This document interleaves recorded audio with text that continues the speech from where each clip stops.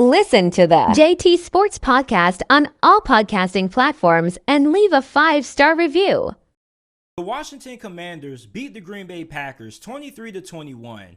For Washington, it looks like their season is now starting to turn around. This is their second consecutive win. Meanwhile, for the Green Bay Packers, it looks like their season is now starting to go all the way in the wrong direction. This is their third straight loss. And during this game, I kept on asking myself over and over again, why are the Green Bay Packers not running the football more? Because when the Packers were 3-1, you know what they were doing really well? Running the football. Well, they're 3-4 right now. And you know what they're not doing really well? Running the football. The Washington Commanders outgained the Packers on the ground 166 yards to 38. You know, Green Bay's defense played a really good game. They did everything they could to keep Green Bay in this game and also give the opportunity to the offense to put some points up on the board and help lead the team to victory. However, the offense couldn't do it. And the reason why Green Bay's offense struggled was because they couldn't run the football. Green Bay was in a lot of third and short situations, and they were unable to convert. I mean, there were drop after drop after drop after drop on third down. Alan Lazard had a third down drop. Romeo Doubs had 2 third down drops. It seemed like nobody on this Green Bay Packers offense wanted to stay on the field for another drive. Their third down play this season has been incredibly disappointing. They were 0-6 on third down in this game. 0-6. And if Green Bay was more effective running the football, they would have more success on third down, because instead of throwing the football on 3rd and 3, you can run the football up the gut and keep the drive alive. So you look at Green Bay's defense being on the field for longer due to the fact that their offense can't sustain drives. So eventually, Washington's run game ended up tiring out Green Bay's defense. And I think that Washington could have something really special when you look at their 1-2 punch at running back between rookie Brian Robinson and Antonio Gibson. And I think that these two running backs complement each other really well. Antonio Gibson is the better third down back, or the better all-around back. He can catch the ball out of the backfield. He has really good hands. And then you look at Brian Robinson. This is somebody who's really powerful. He gets up to top speed really fast. He has really good acceleration, and he's really tough. And they gave him 20 carries in this game. And I think that around mid-November, Brian Robinson and this Washington Commanders rushing attack could end up being really deadly. And I think if Washington is going to make a push for the postseason and they're going to get back into the thick of things when it comes to this division, they're going to do it behind these two good running backs in Brian Robinson and Antonio Gibson. Because you see, Washington's offense started out very slow in this game. Taylor Heineke was 1 of 7 for 14 passing yards and threw a pick 6 to Devondre Campbell. And then after that, Washington, the following drive, they ran the football effectively. They got into the red zone. Taylor Heineke threw a touchdown pass to Antonio Gibson. And then Washington's offense really started to get rolling. And the run game helped open up the passing game for Washington, because then Taylor Heineke hit Scary Terry 37 yards down the field for a touchdown on Jair Alexander.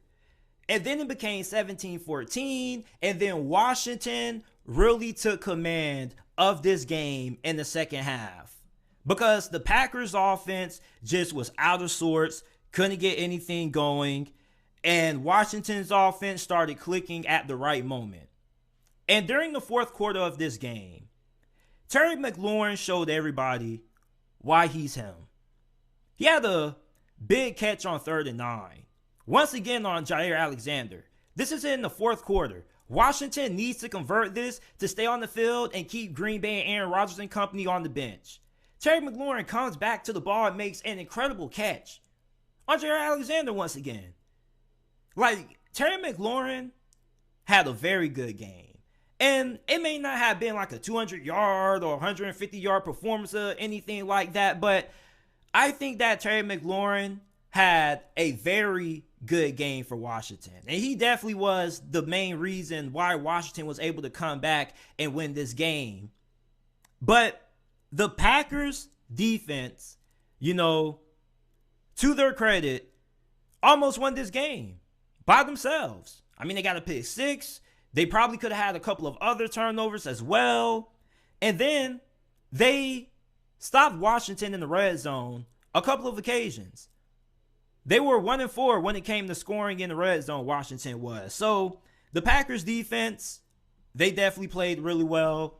But overall, the Packers need to get something going when it comes to this ground game. Because the passing game, I don't think is going to be all that improved unless you trade for somebody.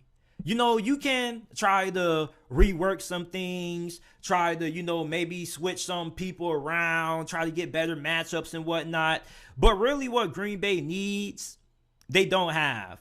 They don't have a reliable option that Aaron Rodgers can always depend on in third down situations. They don't have that safety blanket anymore. Devontae Adams is gone. So who else do you have who can fill that role? I think Sammy Watkins could. I believe Sammy Watkins needs to be involved way more in this offense than how he has so far. And albeit, he has to stay healthy. But when he's on the field and he gets volume, he's really productive. Look at what he did when he was with Kansas City. Look at what he's done everywhere he's been. Like, Sammy Watkins is not a scrub. He can play. He just can't stay healthy. But since he is healthy right now, Green Bay should try to get the most out of him and at least try to get him 9-10 targets a game, because Sammy Watkins is a really talented wide receiver. So with the young youth that Green Bay has brought in at wide receiver over the course of this past offseason, I was thinking with them signing Sammy Watkins, they planned on actually having a legitimate role for him because he's a veteran. He's been around the block.